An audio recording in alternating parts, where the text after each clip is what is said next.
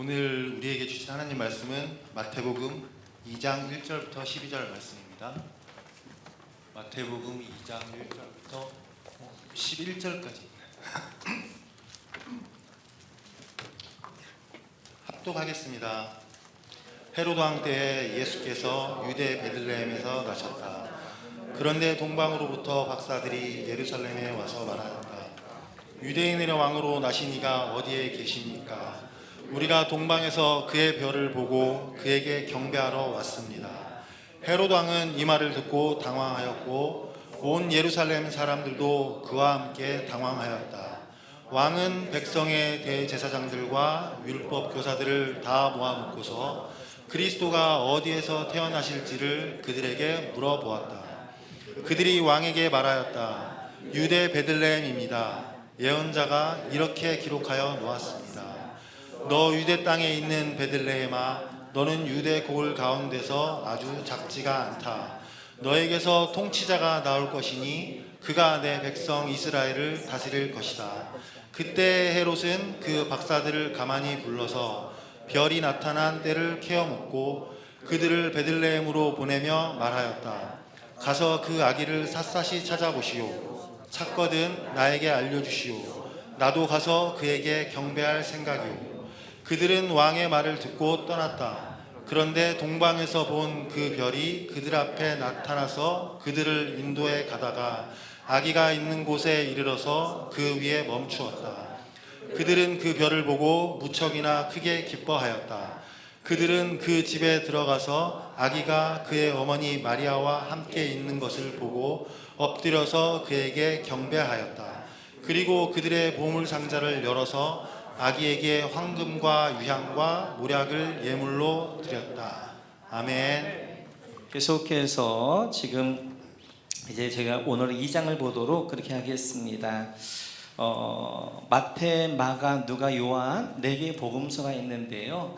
그 복음서에는 예수님의 탄생 스토리가 이제 두 군데 나옵니다. 마태복음과 누가복음에 나오게 되어지는데, 마태복음의 증인으로는 오늘 보게 된 동방박사들을 세우게 되어지고, 누가복음에서는 예수님의 탄생 증인으로 베들레헴 목자들을 세우고 있습니다. 그렇다면 왜 마태는 동방박사들 증인으로 세우고 있고 누가는 왜 목자들을 증인으로 세우고 있느냐 하는 거예요.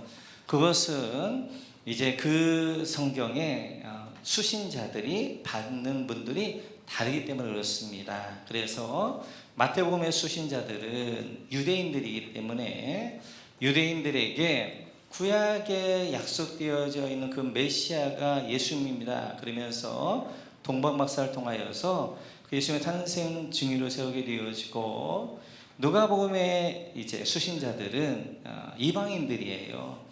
이방인들이기 때문에 그래서 가장 그 당시에 낮고 천한 목자들을 증인으로 세워서 목자들이 가장 먼저 메시아를 만나게 되어졌고 그 메시아에게 경배하게 되어지면서 복음은 이렇게 낮은 것으로 흘러간다는 것들을 누가는 설명하려고 하는 것들을 볼 수 있습니다. 그래서 오늘은 우리가 마태복음을 중심으로 왜 마태는 이 동방박사들을 예수님의 탄생 증인으로 설명하고 있는가 하는 것들을 중심을 같이 한번 살펴볼 터인데요.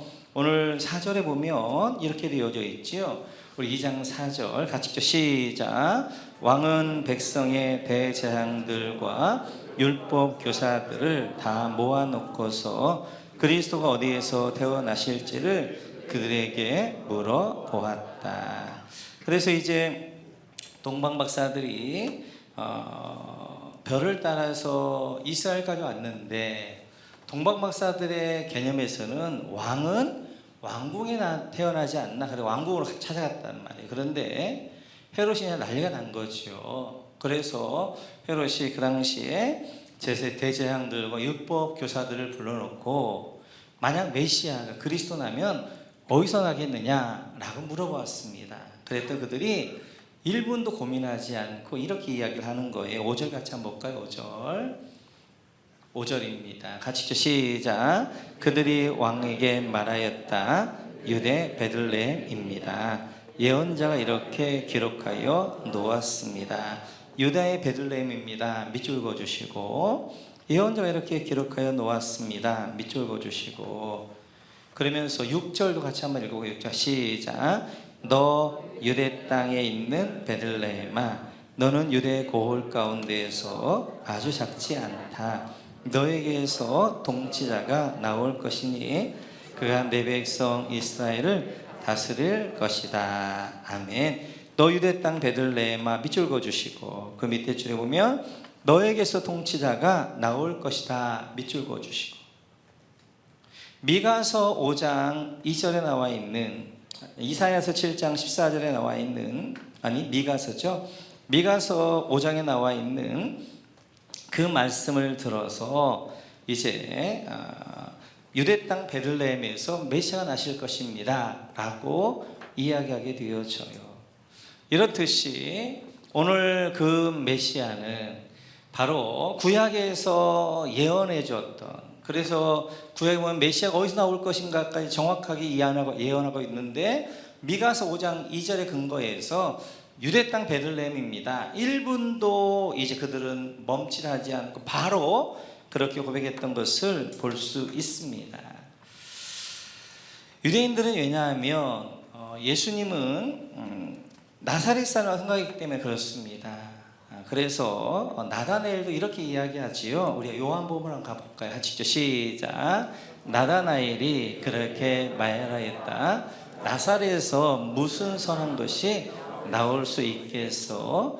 빌립이 그에게 말하였다. 와서 보시오. 빌립이 나단에 말합니다. 내가 메시아를 만났다 라고 했을 때 그 나단에 바로 뭐라고 하냐면, 어떻게 나사렛에서 무슨 선한 것이, 어떻게 메시아가 나서날 수 있겠느냐. 메시아는 구약의 예언처럼 베들레헴에 나야 돼. 이 사람 나사렛 사람 아니냐, 메시아 아니다 라고 이야기했던 것처럼, 그 당시에 대부분의 유대인들은 예수님은 나사렛 사람 생각하는 거예요. 나사렛 사람. 그러나 오늘 이제 이 마태는 이야기합니다. 바로 미가서에서 약속했던 그 약속의 땅 베들레헴에서 예수님께 태어났다라고 이야기하게 되어진 것들을 볼 수 있습니다. 그러면 왜 마태는 그 많은 사람들, 많은 증인들 가운데서 동방 박사들을 이렇게 예수님의 탄생 증인으로 세우고 있는가 하는 것이지요. 그것은 시편 72편입니다. 같이 읽죠. 시작. 다시스와 섬의 왕들이 조공을 바치며 스바와 시바 왕들이 예물을 드리리로다. 모든 왕이 그의 앞에 부복하며 모든 민족이 다 그를 섬기리로다. 아멘. 시편 72편은 솔로몬의 시예요. 지금 여기 왕은 솔로몬이에요. 이 다시스와 스바와 시바 왕들이 솔로몬의 예물을 드릴 것이며 모든 왕들이 솔로몬 앞에 부복할 것이, 모든 민족이 그를 섬길 것이다 라고 고백하고 있는 내용입니다. 그래서 이 솔로몬에게 모든 나라의 왕들이 예물을 드리고 그 앞에 엎드릴 것이다 라고 그가 예언하고 있어요. 그리고 그것이 솔로몬 시대에 이루어졌을 뿐만 아니라 그 솔로몬은 예수님이 예표가 되어진다는 말이에요. 솔로몬 샬롬의 왕이잖아요. 평화의 왕. 이 땅에 평화의 왕으로 오신 분이 바로 메시아 예수님이신데, 솔로몬이 타락하기 전까지는 예수님 예표가 되어진다는 말이에요. 그래서 솔로몬 때 이제 이런 일들이 있게 되어지죠. 같이 한번 열왕기 4를 한번 보겠습니다. 10장 1절 시작. 스바 여왕이 주님의 이름 때문에 유명해진 솔로몬의 명성을 듣고서 여러 가지 어려운 질문으로 시험해 보려고 솔로몬을 찾아왔다. 솔로몬 시대에 가장 대표적으로 이방인이 찾아왔던 인물 스바 여왕에 대한 이야기를 열왕기상 10장에서 적고 있습니다. 여기 이제 스바 여왕은 이제 우리 보편적으로 에티오피아 여왕이었을 것이다 라고 하게 되어져요. 지금도 에티오피아 분들의 가장 큰 자랑은 자기들은 다윗과 솔로몬의 후손이라는 거예요. 왜냐하면 이때 이제 스바 여왕이 가가지고 이제 솔로몬과 함께 낳았던 아들이 멜레리크 1세가 되어집니다. 그래서 에티오피아의 중요한 이제 1세 왕이 되어져요. 그래서 그들은 그 솔로몬의 후예들이기 때문에 우리 에티오피아는 바로 다윗과 솔로몬의 후예다라고 하는 자긍심을 가지고 있고요. 또 그들 가운데 전설은 스바 여왕이 오면서 선물을 가져온 그게 이제 그게 법궤를 가져왔다고 그래요. 그래서 법궤를 찾아 법궤가 이제 어디로 가 이제 솔로몬이 사라졌는데 그건 이제 에티오피아 사람 솔로몬 왕이 있고 지금도 에티오피아에 이제 법궤가 있다라고 이야기할 정도입니다. 그래서 이제 제가 이번에 에티오피아를 가는데 에티오피아에 대한 관심이 많았어요. 이제 솔로몬 왕 때도 에티오피아가 나오게 되어지고 예레미야서도 보게 되어지면 예레미야를 도와줬던 사람이 이제 에티오피아 사람이 도와주게 되어져요.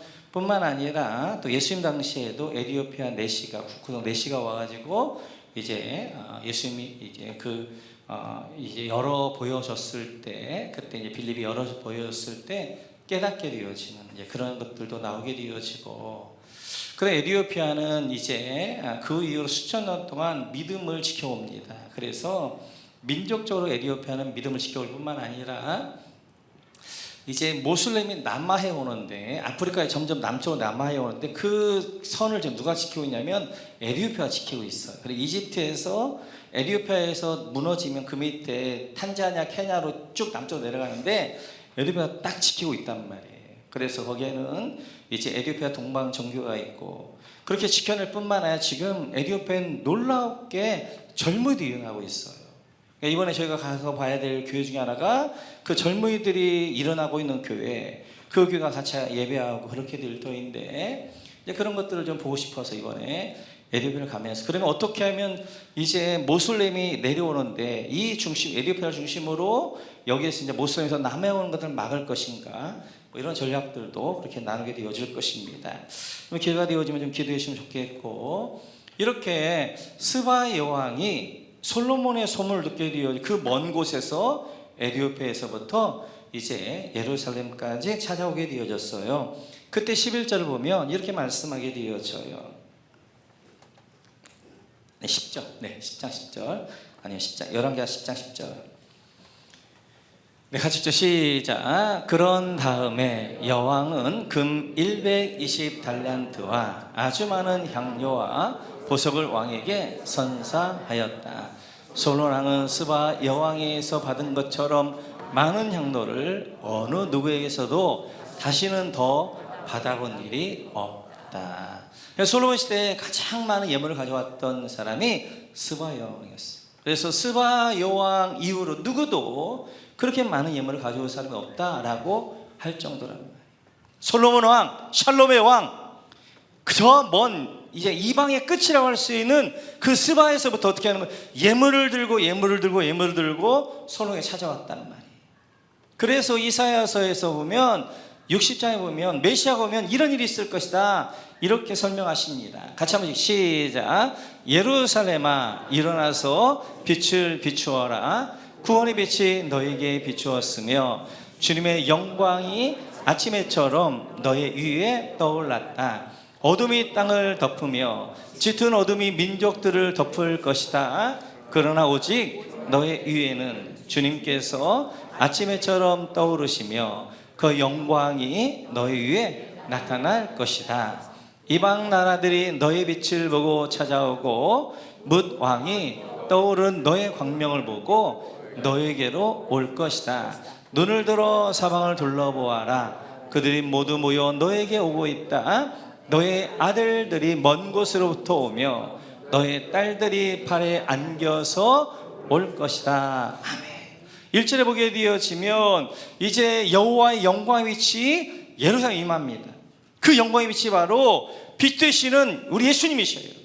메시아가 이 땅에 오게 되어지면 그 예루살렘의 영광의 빛이 비칠 것이고 그 영광의 빛을 보면 3절에 보게 되어지면 수많은 나라에서 그 영광의 빛을 보고 죽기로 돌아올 것이다. 그래서 4절에 보게 되어지면 그들이 예물을 들고 죽기로 오게 되어지는 그러한 이제 예언을 하고 있단 말이에요. 그 예언의 이제 성취가 누구냐? 동방박사다. 동방박사.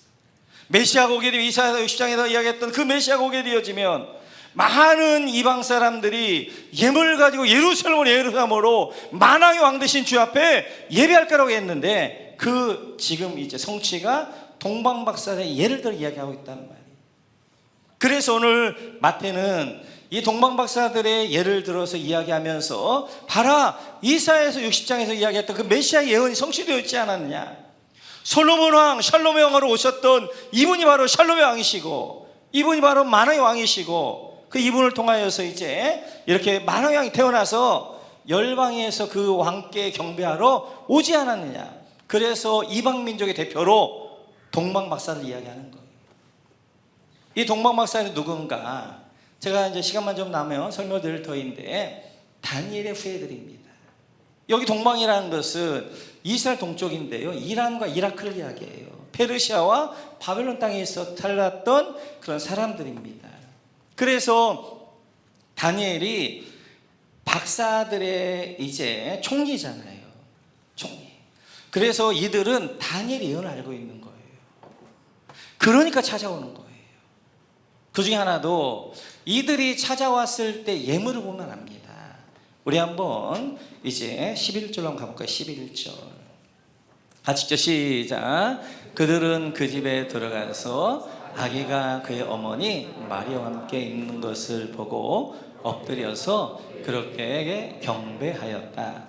그리고 그들의 보물 상자를 열어서 아기에게 황금과 유향과 모략 예물로 드렸다. 여러분, 아기에게 황금과 유향과 모략 예물을 드렸다. 밑줄 그어주시고, 황금, 유향, 모략에다 동그라미 쳐주시고.